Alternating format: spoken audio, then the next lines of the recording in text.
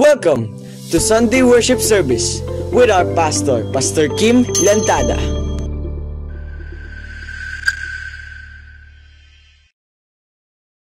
Verses 34 to 35. Isang bagong utos ang ibinibigay ko sa inyo ngayon. Magmahalan kayo. Kung paano ko kayo minahal, gayon din naman magmahalan kayo. Kung magmamahalan kayo, malalaman ng lahat ng tao na mga tagasunod ko kayo. So dito makapasin natin mga kapatid, hindi sa age. Age doesn't matter. Okay? Uniform doesn't matter. Language, dialect, it doesn't matter. So ang mahalaga sa Panginoon ngayon, makikilala kayo through love. Sa pag-ibig. Tanong kita, ba't ka pumunta rito? Ha? Because of yourself? O because of the church? Di ba maganda nagpunta ka rito? Because of the church. When we talk about church, it's not a building. Pwede naman pagandahan ng building yan. Hindi kailangan ng isang church makilala sa ganda ng building. At hindi rin dapat makilala yan dahil pangit ang building. At Dorothy, kasulok-sulukan, kadulo-dulo, nung araw yun. Pero hindi dapat gano'n ang pagkakakilala natin eh. Dorothy naman, Baptist, Methodist, CCF, GCF, lahat ng mayor. Dapat ang pagkakakilala natin mga kapatid ay yung nagmamahalan tayo sa isa't isa. Yan ang sinabi ng Panginoong Jesucristo, mga kapatid. Kaya sabi ng 1 John chapter 4, verse 21. Ito ang utos na ibinigay sa atin ni Kristo. Ang umiibig sa Diyos ay dapat ding umibig sa kanyang mga kapatid. Tingnan mo yung katabi mo. Tingnan mo. Kami hindi mo matingnan, di ba? Mahalin pa kaya? Paano yan? Hindi matingnan mo, hindi mo matingnan eh. Paano ba yung utos ni Kristo mahalin mo? Paano na yun? Eh sa akin maggaling. Yung inuutos ko sa iyo, magdang yan. Tingnan mo lang kapatid mo. Eh paano na yung utos ni Kristo? Paano mo pa masusunod yan? Pero kung utos ni Kristo, mahalin mo kapatid mo. Eh Panginoon, matignan ko, hindi ko matignan eh. Mahalin pa kaya? Eh paano na yun? Sige, tingnan mo ulit.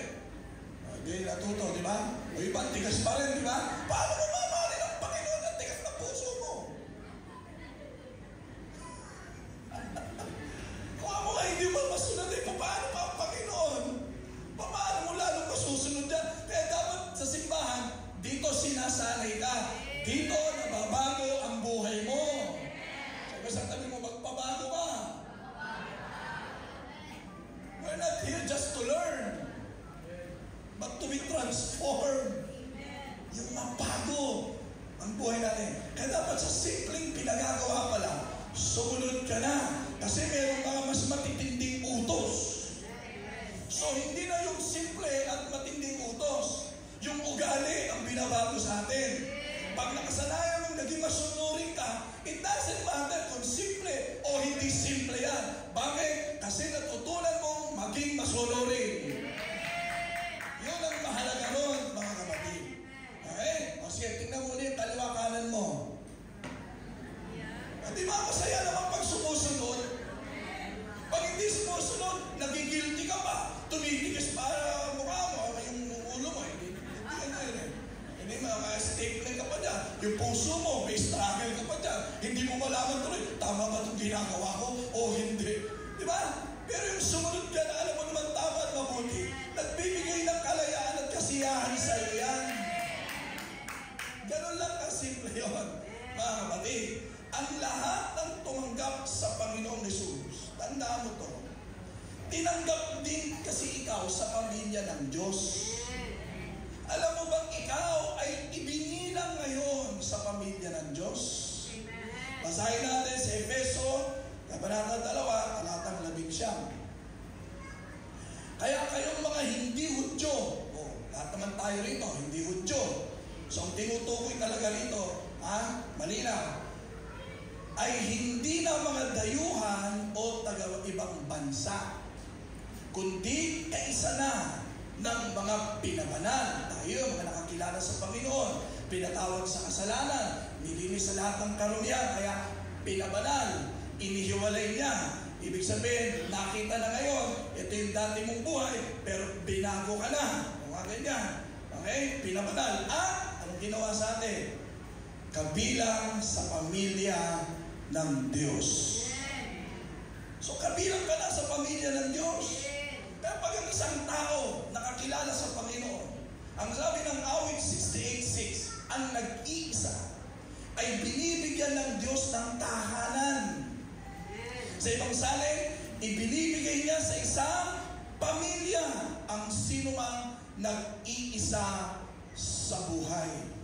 Kasi hindi pwedeng nag-iisa kasi no man is an island, no Christian is an island. That's why you don't need to isolate yourself. Na parang pupunta ka rito parang mag-isa ka lang. No, hindi. Pumupunta ka rito kasi may mga kasama tayo rito. Are you following? Hindi ako pupunta mag-isa nun. Eh, iba sa atin parang nagpupunta ka lang rito mag-isa eh. Alam, ibig sabihin mag-isa. Yung bang, basta ako narito lang para sa akin. Yung mga gano'n, di ba? Pero hindi tama yung gano'n, mga kapatid. Bakit? Kasi kung talagang tumanggap ka sa Panginoong Jesus, ibinilang ka na at kabilang ka na sa pamilya ng Diyos. And this is the family of God. Amen? So you are here because you belong here. Kaya ka narito, kaya ka pumupunta sa lugar nito kasi alam kong kasama ako ron. Hindi ako mag-isang pupunta dito. May mga kasama ako dito. Amen. Parang uuwi ka ng bahay mo. Hindi lang bahay, tahanan yan. So pag sinabing tahanan, may mga nakatira. Ang bahay, pag walang nakatira, bahay, building lang yun. Hindi ka pupunta rito na walang mga tao eh. Pamilya kasi ito, tahanan ito ng Diyos, mga kapatid. Amen. So huwag ka lang pupunta rito ng Monday, huwag kang pupunta rito ng Tuesday. Wala kang makikita ritong pamilya ng Diyos. Every Sunday tayo rito, mga kapatid. So alam mo, every Sunday, nagkikita-kita tayo rito. Nagtatagpo tayo rito. May kasama tayo rito. Hindi ako nag-iisa. At kabilang ako ron. Kailangan talaga, nandun ako. Amen. Palakpakan natin si Lord. Hallelujah. Ngayon, pangkaraniwan, pag sinabing pamilya, may bahay. Diba? Okay? Pag sinabing pamilya, may bahay, so yung bahay na yan, tatawagin ng tahanan. Yan po yung difference niyan, mga kapatid. Okay? Pag tahanan, bahay na may nakatira. Ayan. So ngayon, sa bawat tahanan, naglalagay tayo pangkaraniwan ng tinatawag na bakuran. Yard. Okay? Bakuran. Pakirete yung picture mo. Bakuran. Ibig sabihin ng bakuran, ito yan. Ang kahulugan ng bakuran o yard ay isang panlabas na lugar ng isang bahay o gusali man yan. Mga kapatid, yung nasa labas, nasa front, kaya may tinatawag na front yard at meron ding backyard. So pangkaraniwan, ang front yard, titingnan natin ha, yung front yard, yung picture mo, nasa na? Ayan. Pangkaraniwan, sa front yard, ito yung makikita natin, yung grass, di ba? Yung ganyan, naka-Bermuda grass, madamo. Pangkaraniwan yan. Sa mga front yard, sa harap mismo nung bahay. Okay? So, iba pa, may mga pictures ba tayo dyan? Magaganda yung mga ano nito, no? Magaganda ng mga front yard nila. Ayan, no? Okay, mga ganyan yan. No? So, sa front yard, wala kayong makikitang gulay dyan, ha? Wala kayong makikitang talong, okra, wala kang makikita na mga ano bang prutas dyan, ha? Na kaimito. Wala, hindi nilalagay sa front yard yan. Ang nilalagay sa front yard, yung mga yan, mga kapatid. Di ba? Pangkaraniwan naman yan eh. Okay? Ngayon, may tinatawag ding backyard. Okay? Pag sinabing backyard, private yon. Pangkaraniwan, kaya nga back, di nasa likod. Wala sa harap. Pangkaraniwan, pag sinabing backyard, ito yun eh, mga pictures, mga kapatid. Ayan, may bakod sa likod, tapos minsan naglalagay tayo dyan ng higaan, humihiga tayo dyan, di ba? Natutulog tayo dyan. Wala kang makikitang ganyan sa front yard. Pangaraw, nasa backyard dyan. Okay, minsan kapihan, di ba? Yung pamilya natin, dyan tayo nagkakape-kape. Oh, sabi siguro iba, may ganyan pala. Opo, may ganyan talaga. Okay. Okay, yeah. Tignan nyo, dyan tayo naglalaro, di ba? Very relaxed tayo dyan. Okay? Meron pa ba? Yan, ako, ito, mas magandang backyard to. Parang nandyan ay sopa talaga no? Okay, backyard pa lang yan, ha? Ano pa? Meron pa ba? Okay, wala na. Sige. Okay. So, pangkaraniwan, okay, mga kapatid, yung front yard, yan yung nakikita natin. Okay, lahat, kita yan. Kahit sino, kilala mo o hindi, nakikita yan. Pag sinabing backyard, depende yan kung sino pa hintulutan mong makapasok ng bahay mo. Kasi bago makapunta ng backyard dyan, tatawid ng bahay mo sa loob ng bahay mo yun. So makikita na yung loob ng bahay, tapos makikita po yung backyard mo. So very private yun, kaya piling tao lang ang nakakapunta dyan Piling tao lang ang nakakaalam at nakakakita ng backyard mo. Are you following? Ngayon, ang ilang dahilan, pangkaraniwan din kasi, naglalagay naman tayo ng mga bakod sa bakuran. Sa front yard man o backyard man. Pangkaraniwan, nilalagyan naman natin ng bakod yan. Pakita nyo yung mga picture sa mga bakod. Mga bakod, iba-ibang klase ng mga bakod, diba? Yari sa bakal, sige, pakita mo. Yari sa kahoy, o kawayan, o concrete, o ano man yan. Okay? Alam naman natin kung ano yung fence o bakod. Ngayon, bakit naglalagay ng bakod? Okay? Ang ilang dahilan kung bakit naglalagay ng bakod ay upang huwag makita kung anong nasa loob. Okay? Kaya pangkaraniwan, yung iba napakataas ng bakod di ba? Bakit? Ayaw ipakita yung loob. Okay, yung iba naman, ang nagiging dahilan, proteksyon. Lalo na sa Pilipinas. sa ibang bansa, hindi naman gaano naglalagay ng bakod, di ba kapatid? Okay? Dito lang sa Pilipinas, talagang abot langit na ang bakod Yung mga gano'n. Okay? O yung iba naman, parang sinasabing hangganan. Okay? So, parang sinasabing hanggang diyan ka lang muna. Okay? Kaya may bakod. Yung bang hindi ka basta-basta makakapasok, di ba? Kasi may bakod. Parang sinasabi, teka muna. Hanggang diyan ka lang muna. Ayun. Kaya naglalagay ng bakod. Ayan, tingnan mo ulit yung katabi mo. Come on. May bakod ba?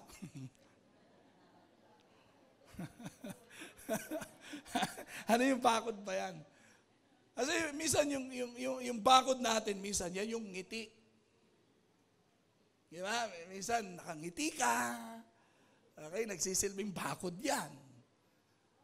Maaring nakikita mo nakangiti sa panlabas. Okay? Pero ewan ko yung nasa loob niyan kung nakangiti. O kaya naman, yung bakod mo, yung makeup mo. Ayun. Tingnan mo, may ka-makeup ba? Mukhang nasobrahan? O kaya naman, yung pananamit natin. Yan. Dinadaan natin sa damit. O yung iba naman, sa ugali. Yung iba nagsusungit. O kaya yung iba naman, papansin. Dahil merong ikinukubli. Di ba? Lalo na yung mga mister pag masungit. Ano ba? Huwag kang magulo. May tinatago yun. Okay? Style yun. Style ng mga lalaki yung gagalit-galitan. Okay? O kaya iba, tahimik, mga kababaihan. Kaya minsan, pag tumahimik na, tahimik na rin ang buong mundo.